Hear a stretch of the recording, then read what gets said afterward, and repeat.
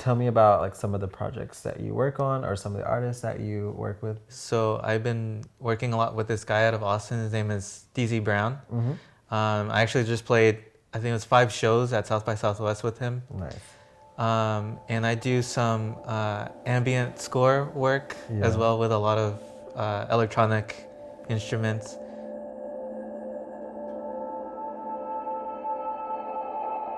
Tell me about Dany as a child. I picked up guitar when I was about 8. So did you always kind of know that you wanted to be a musician? I mean, like anybody else growing up, as they get older, they go through phases and things like that.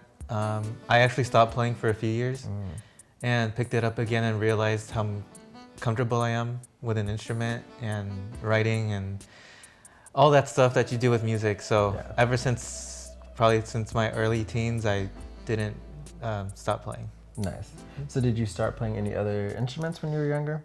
No, I mean, I wanted to try everything. Yeah. But I really didn't start trying other instruments till I was like 15, 16. But as I got into my 20s, that's when I started playing pianos and synths and more discovering electronic things. Tell me a little bit about that. Like, how'd you get into that? How'd you make that discovery? I probably have to blame TV shows, like old 80s shows and resurgence of things like Stranger Things. I started paying attention to things like movie scores or scores from TV shows or just things like on Netflix, you know?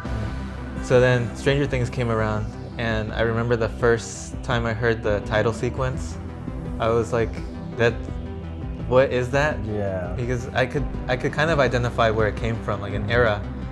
But I was just interested in figuring out how, what group of people are making this kind of music, and how do I get into this kind of music? Yeah, very cool. So your years as a beginner musician, how did you get better? A lot of time just locked in the room. Just like any other skill or talent that you want to build on, you really got to dedicate the time to learning your instrument or learning whatever it is really well. Do you remember your first ever performance? My first show, and not a lot of people will ever get to say this, my first show was actually playing the main stage at Floors. Nice. In Helotes. Nice. Yeah, that was my first show ever. It was a church thing. And we played Taylor Swift covers. Nice. At church. I was scared at first, even though it was just, I mean, people weren't really paying attention to us. They were just, we were the background music to the event. But it was the first time I ever experienced stage time. And after that, was it like this craving where you're like, I want to do this again, or? Yeah, from there on is where I got interested in wanting to play with other people and bands. So tell me actually how you got into the music scene here. Yeah, so I became friends with this guy he's my best friend, really, in high school. Okay. And he was playing in a band, it was alternative, like pop rock. Back in the day, like that was the kind of band you'd want to be in. Right. And his band they had notoriety, I guess. They had a following. And I was always kind of jealous of that. And so I just kind of crossed my fingers and hoped that one day he'd ask me to go play with him, and then eventually he did. Nice. So that's where I got my foot in the door. And what were you doing? What were you playing? Guitar. Guitar. Yeah, I was playing electric guitar. Nice. So now, fast forward to now, what is the instrument that you've kind of honed in on? Right now, it's a collection of circuitry in a box. Okay? Nice. And it's called a modular synth. Okay. And you've probably seen it in pictures or videos where it looks like a huge wall, and it's got cables running in and out of it. So that's what I've been really messing with the most lately. Nice. Yeah, I love it. What got you? Was that like the Stranger Things? And I was attracted to the way they looked. And then I heard some recordings of them, and I was like, whoa, this sounds like outer space. Yeah, I'm into it. Outer space music, yeah. And what was your process of learning how to maneuver it and like work it and all that? I'm probably gonna have to go with YouTube videos.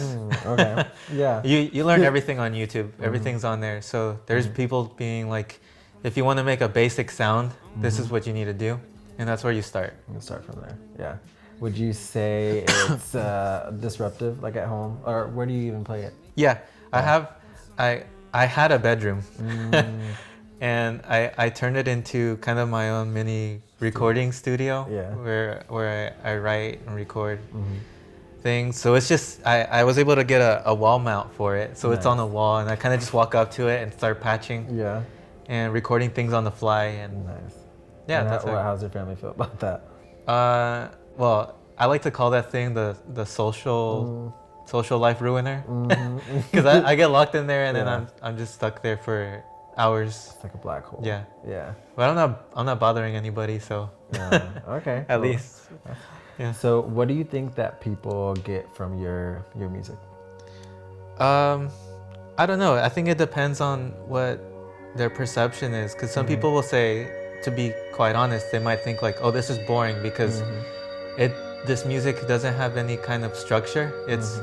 There's no intro, first verse, chorus, you know. It kind of, the circuitry just kind of speaks for itself, and it reacts on its own self. So I don't know, some people like it.